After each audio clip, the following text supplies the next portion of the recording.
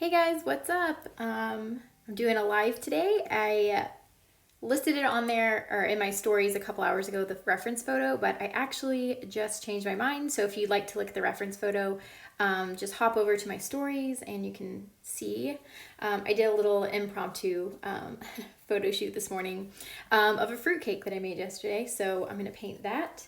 It's like, here, I'll just show you little coffee mug and fork, and I'm doing it on a pretty small, it's not a canvas, it's actually just canvas paper, or like canvas material, and I'm using acrylics, but yeah, we'll see how this goes. So thanks for being here, and I'll try to see, and I hope the internet works out. We'll see. I'm using an extender, so yeah, it's hit or miss.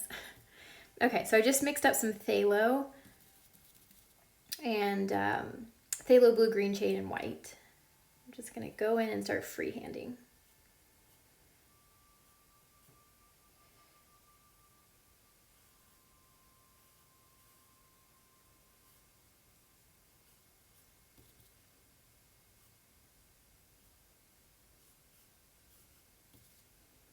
At this point, I'm not really committing to anything as far as the drawing, just sort of loosely finding things.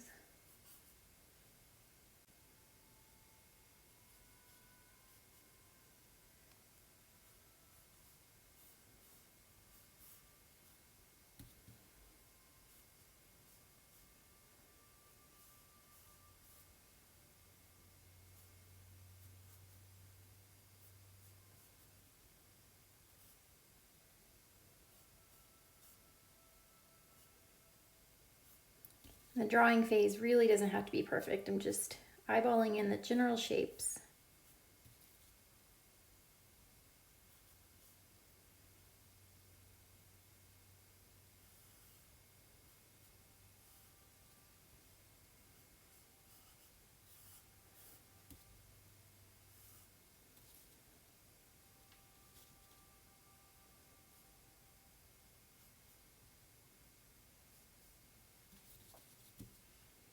Yeah, so that's enough information for this step. The next thing I do is I sort of determine the darkest values, and that's the jumping in point I choose to use. Different painters jump in at different points. You can do highest value and work down, but I'm going to try to find my darkest value. If I kind of squint my eyes and defocus, it's going to be something in here. This little passage is pretty dark, and then here. Let's see. Sometimes I zoom in just to double check. Yeah, so I'm going to go ahead and get that really dark green right there and make that my darkest, my first color choice. So I'm mixing in, let's see, Jenkins green, and even though from the reference photo that's super, super dark, I know from experience that I don't want it to be quite as dark as it is in real life. Because if I remember, not from the reference photo, but from actually looking at my still life setup, this wasn't nearly as dark as it's reading on camera. That's kind of the downside to painting from a reference photo, especially if you're learning to paint from a reference photo. You're not as in control as if you were looking at it from life. So, but from experience, I know that doesn't need to be as dark. So.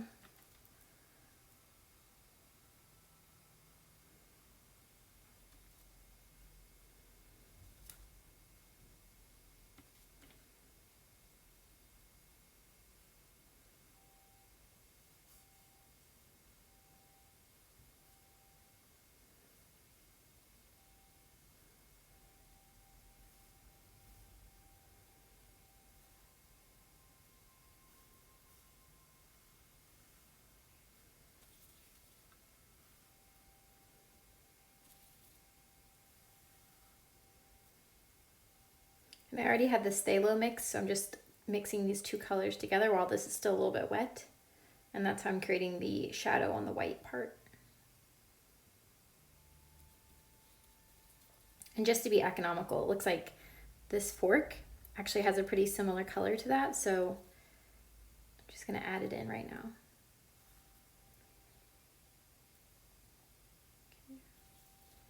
And actually, there's even some here.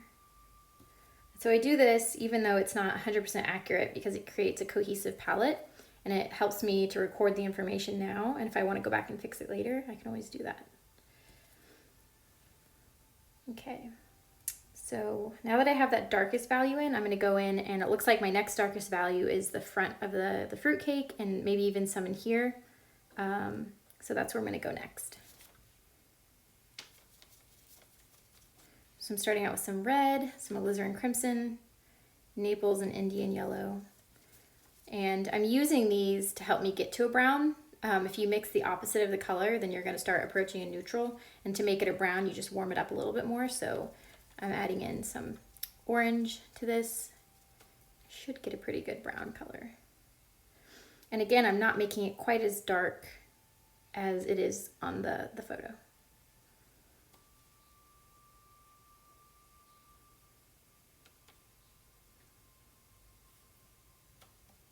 And sorry, I would totally have music playing, but every time I try to do music on these, Instagram flags it. So sorry if I'm like breathing.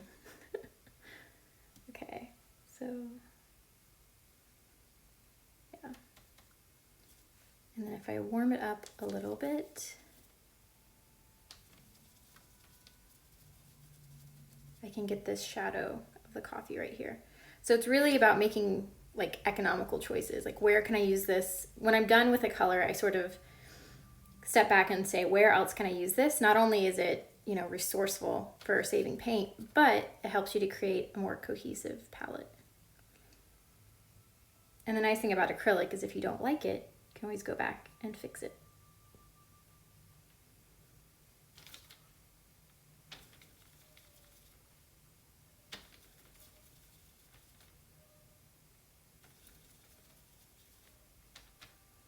So I've just added more yellow to this to bring up the value. And one thing I'm going to point out is notice how I'm using very little light, or not light, white to achieve a lighter value. That's pretty intentional. At this point, it's not something I have to think about too much, but the reason for that is while white can help you achieve a higher value, it also desaturates everything pretty quickly. So if I can use yellow or orange to increase value, I will.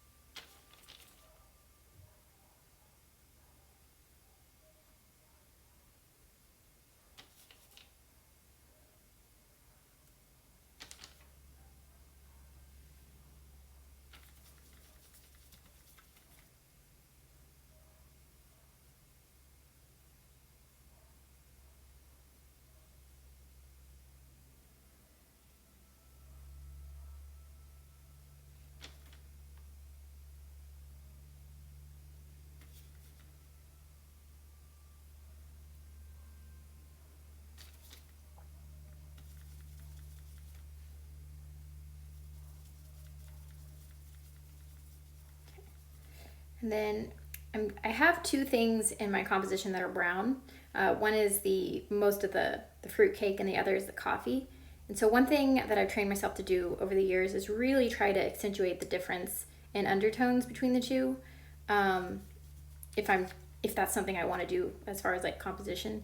And it looks like this reads a little more pink, and obviously there's some white in there. It's truly lifted without just being more yellow. So I'm taking this brown color that I've mixed up, adding a tad bit of white to it, and then a little bit of pink. And hopefully that'll work.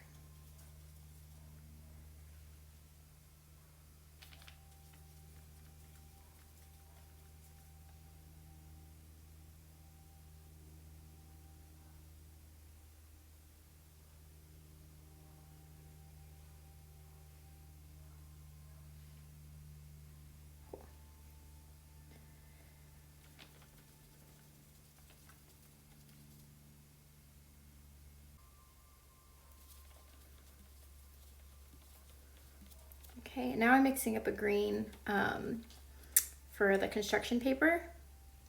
And as tempting as it is to go in with just some super bright phthalo green, because it is such an artificial green. I'm gonna make the choice to bump it down with some red. Not only does it lower the value, but it keeps it from being too overpowering.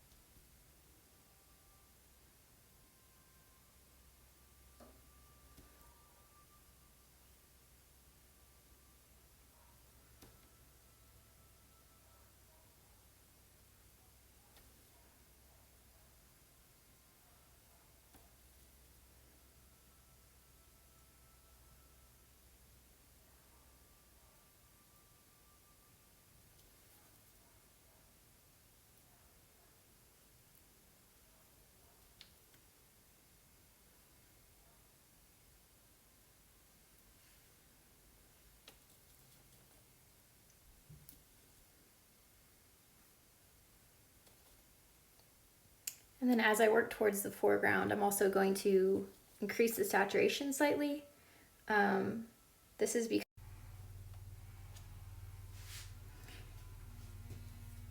okay, we'll try this again. You didn't miss much. I pretty much stopped and reconnected to the Wi-Fi. So I'm in my studio, which is a little building off of my house. And anyways, it's just the Wi-Fi connection's rough, but we'll try this again. So anyways, I was just saying before I got cut off that I'm exaggerating perspective, which just means more saturation in the front, the foreground rather.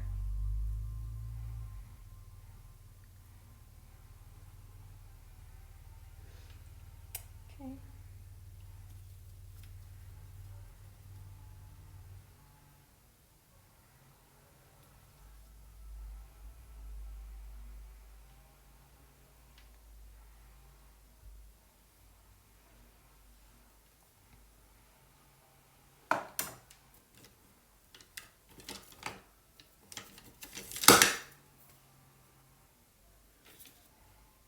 So now I have a new brush because I'm going to go in on this white and just I don't want all the baggage from the other paintbrush, so I'm just switching it out. Starting with a violet base. It looks like it's greenish blue down here, but then there's a lot of like really subtle violets in here, so that's what I'm going to try to work with. And I'm just mixing in a little bits of the paint that I already have on here. When the Wi-Fi was down, I just misted my paint with this little bottle. And it kind of keeps it moist. I try not to do that too much because it does break down the integrity of the paint if you do that too much, but in a pinch it can be really helpful.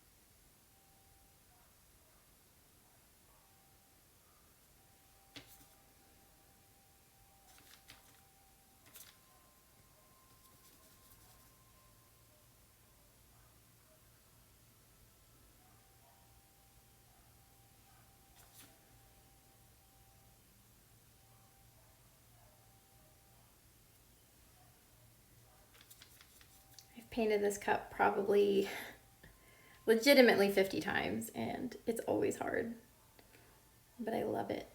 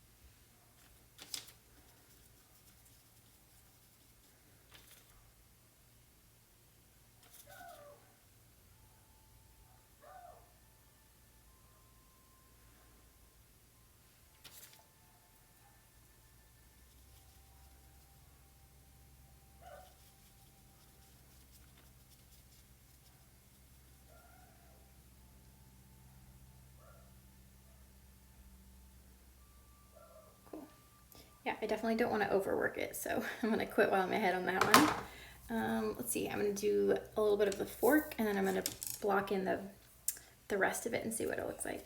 Kind of reevaluate from there. And so when I paint things that are metallic, I find that a lot of times all the colors and the rest of the composition are echoed in the fork. So I could do a lot of the same colors from the mug here. It looks like there's even some brown, and then this peach color is in here. So not only is it kind of a cohesive choice that I make, so the composition looks really nice and beautiful on its own, but again, it's just kind of a practical choice. I can use the colors I already have mixed up.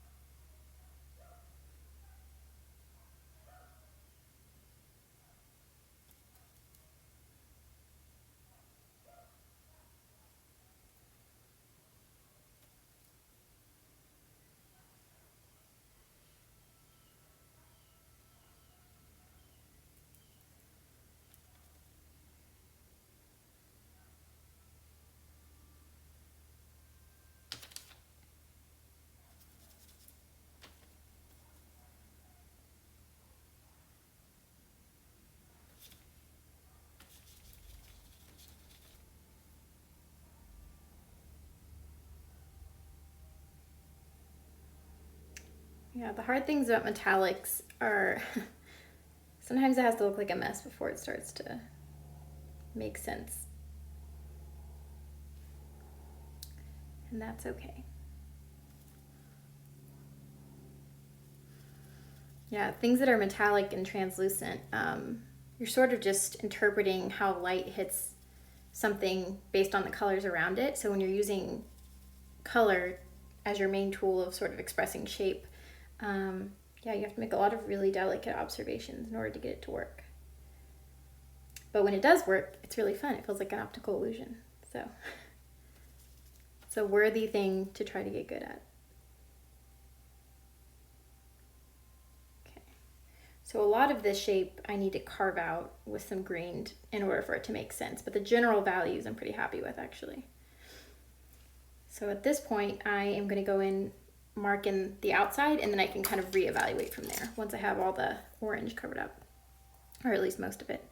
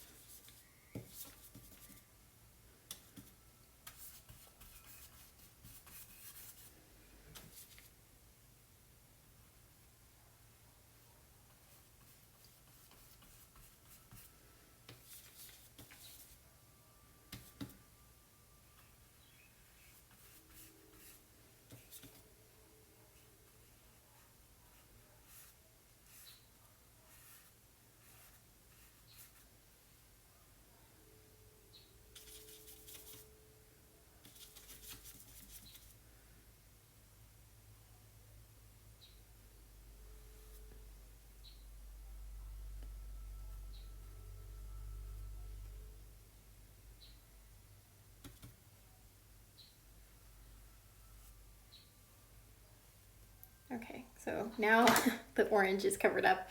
It's a little less obnoxious at this phase. You can make better color choices. So I'm actually pretty happy with like the overall composition at this point. It kind of says what I needed to. So now I'm sort of just refining now that I have all the values down. The process I use is very much like you don't have to have it nailed right out of the gate, which is great, especially if you're learning or you don't always trust your decision making. So like for instance, this is too dark. I'm gonna go in this, and then I think I'm gonna add in a little bit of the detail from the actual fruit cake, but not too much.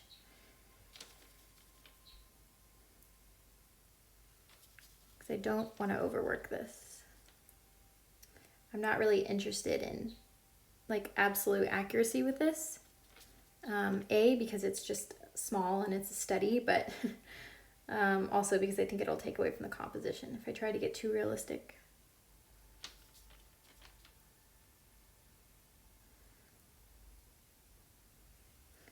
And so this right here is the part of the composition that I think is the least easy to understand. And I like to think of it like that instead of thinking of it like, does this look good or look bad? Instead, my perspective is, does my audience understand this? Does this make sense? I think it kind of takes the pressure off of yourself, and then also it kind of helps you to keep your goals in perspective. That you're not trying to render a perfectly realistic painting. You're just trying to make something look, just believable, basically. So.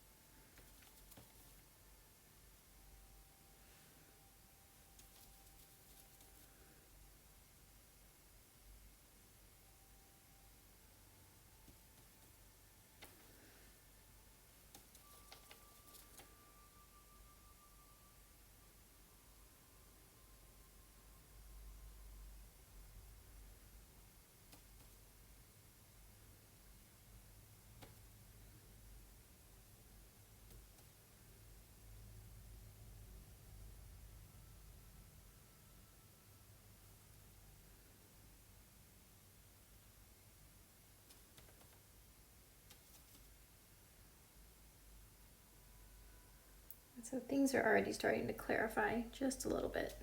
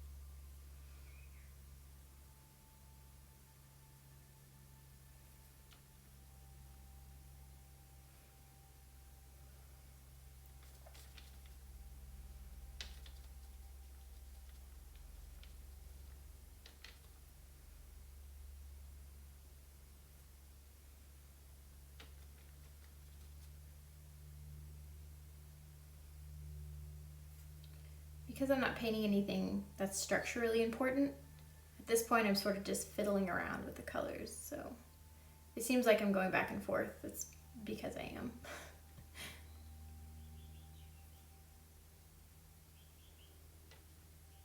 But I'm just adding in a little bit of detail work, or rather just more information. But if you notice, I didn't start off on any of these details until after I had the structure completely mapped out. I feel like, you know, obviously paint however you want, but for me, it's a lot more like enjoyable to get to this stage when I don't feel like the whole thing's falling apart, if that makes sense.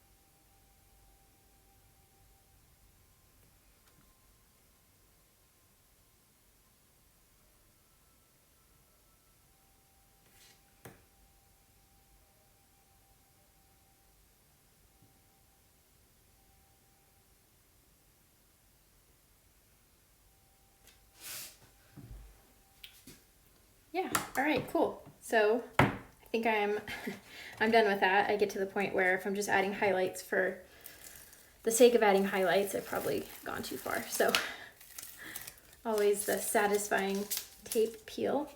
But yeah, I hope you guys saw how, you know, I sort of treated the structure of it with a little bit more, you know, I paid more attention to the structure, and then I went in with the detail or the finer work later. But yeah, let's see if I can get it. I don't know if you're watching sideways on your phone, but a little bit more of a close-up. Yeah, so it's pretty small for reference. So, but let me see. I used 1, 2, 3, 4, 5, 6 brushes. I started off with a size, what are you? Size 12. So I'll show you all. It's pretty big. And then for the very last bit of detail, I worked with a size, I think this is a 0, no, a 2. this size. But yeah, here, I'll answer some questions up on there. But yeah, no, so that was fun. Like I said, I painted with acrylics. I use Golden and Liquitex. And the reason I really like those paints is because you can add a tiny bit of water to it. So I think I mentioned this either on this one or the last one, but I have this little misting spray bottle. It's like a continuous mist bottle. But I use that just to keep what I have on the palette a little bit wet if I need to. I don't always use that. And then I also use it to keep my palette moist. I know that word's not fun for a lot of people, but this I've been adding to it and I've had for probably 2.5, maybe 3 weeks now. So I can keep one of these wet for a very long time. It's a Stay Wet palette. I've talked about it before, I've linked to it, but just Google STA wet palette and I think it's like the first one to pop up. But yeah, that was my process. Right there. And a big reason I'm doing a live, well, I wanted to get back to doing lives. I have a 3, almost 4-month-old, so my life is just starting to normalize again. But I'm having a sale on Not Sorry Art School right now. It's 20% off. So, if you're interested in learning more or learning from me or having, more information, I'm having a sale. So you can take the class. Basically, it's everything I learned in college and then 5 years of daily practice condensed into a 101 type intro to acrylic painting course. If you're wanting to paint realistic, if you're wanting to have a masterful use of color and value, it's a great class. It's made for people who are newer, so I teach stuff like how to take care of your brushes and like the basics, how to lay out a palette, all the way up to more advanced painters because I do talk a bit about color theory if you're interested in that. And the nice thing about Not Sorry Art School that's different is that I'm going to continue to add content to it forever. So if you buy in now, the next courses that I'm coming out with, which are added to it, like the one I'm working on now is the greenhouse series. So it's about painting with greens and plants and stuff like that. It's just added to it. So I added a demo for Halloween and I'm working on a social media package for that. So the people who bought in at the intro rate are just going to continue to have stuff added to it. So if you buy now, you'll have stuff added to it. And then as I add to it, the value, or the price will reflect the value. So it's going to go up. And I think January 1st, we're going to have it go up again. So if you get in now, you can have all that information and just have stuff added to your doc for indefinitely. So anyways, it's a good value. It's a cool class. I haven't seen anyone do an art school kind of in that format. So I thought I'd mention that. But if you're interested, DM me or I have a link in my link tree on my bio for Not Sorry Art School and it has a ton of information and Q&As there. But yeah, feel free to ask questions because I'm sure if you have a question, then other people might have that same question. But yeah, I'll go through and look through some of y'all's questions from this. Let's see, from Austin, yay, local people. Let's see, just a lot of highs. You guys are so friendly, hello. ASMR, I've thought about doing that because the sound of like the mixing and stuff is super soothing. I usually paint with like a podcast or music in, but every once in a while I'll like lose reception or something and I'll find myself painting to just the noise of like the birds and the brush and the mixing of the water and it's really nice. So my husband has a nice Yeti microphone so I may play around with that, but no promises. But that would be really fun and I'm interested in that. People are asking, is it pumpkin pie? No, it's fruitcake. I actually baked some yesterday. And yeah, it was really fun. I don't know, I always like the way that the light kind of shines through the candied, I think it's candied cherries or something, but I just thought it'd be really fun and seasonal to paint something like that. Yeah, painting metallics, that's something that I go over in the Not Sorry Art School is how to approach metallics, but it's just about interpreting how light bounces off of it and kind of having it keep its form. But yeah, it's really fun to work with. I also like transparent things for that. So I get a lot of questions about prints. I know that's not pertaining to exactly what I did today, but I actually bought my own printer. I was using a third party. I did a one-time bulk purchase of my best-selling prints and through a company in town. They're called Holland Prints if you're interested, from Austin. I've never used anything online, so I can't really speak to that. But they were great. They introduced me to a bunch of different types of paper. Because I was their customer, I was able to sort of play around with like what did the different papers look like, and they had you know, they had a big binder, and basically they were able to like show me all the different kinds and how it absorbs colors. So I suggest before you buy a printer doing that, being a customer to a print shop, especially one that if you can go into in person. I know like it's a weird time to do anything in person. Obviously I did that like last year. But I was able to go in and play with the papers and see how the ink absorbs and really, really shop around. And then from that, I chose German etching paper. I loved it. I think it works really well with my paints or my paintings. And so when I did decide to do my own printer, I knew what kind of paper I liked. I knew the kind of color, pixel, like it's very like jargony, but I knew what I needed from a print company because I worked with someone as a customer. And then after I sold all that big batch of prints I bought, I think I put like $2,000 down on a bunch of prints. But once I sold it and made the profit, I used that profit to buy a printer, and that's how I print my stuff now. So yeah, I don't know if that's helpful, but that's what I do. Let's see. I did save the other part of the live paint, so I'm going to stitch it together and put it on my YouTube. I have a bunch of time lapses on YouTube if you're interested in a bunch of like chatty paint with me type videos. So if you're interested in that, you can go over there and look at my YouTube channel. Just Not Sorry Art. It's the same as everything else. So let me check some more recent questions. Oh, it's so cool to see people from everywhere. Let's see. Look. Okay, so I mix, the question is about what I'm mixing on. I use freezer paper. I also have a glass palette that I use. I like the freezer paper. I like it when I travel, but I really like it because I'm able to then use the freezer paper. So I've had people comment when I do, like, when I post pictures of my painting and then like the canvas in the next slide, or not the canvas, the palette. People always say, oh, I love your, mixing palette. I think it's really beautiful. So I actually save those and I cut them up and I'll use them in packaging, or I have a 5-year-old who likes to cut them up and use it in like collages and stuff. And I've even made collage art out of it.